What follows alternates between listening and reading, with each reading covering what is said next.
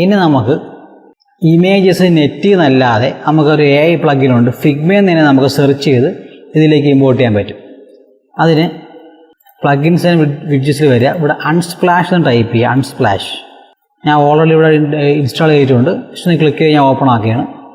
അപ്പോൾ ഇതുപോലെ dialogue box ഓപ്പണായി വരും. ഇവിടെ നമുക്ക് ഇഷ്ടമുള്ള പേര് കൊടുക്കാം. ഞാനിവിടെ ബാഗ് എന്ന് കൊടുക്കുകയാണ്. ബാഗ് ഇതിന് സെർച്ച് കൊടുക്കുക. ഒരുവിധപ്പെട്ട എല്ലാ മോഡൽസും നമുക്കിതിൽ കിട്ടും. എന്നിട്ട് ഇതിനെ ഡ്രാഗ് ചെയ്ത് ഡ്രോപ്പ് ചെയ്താൽ മതി ഇതിലോട്ട്.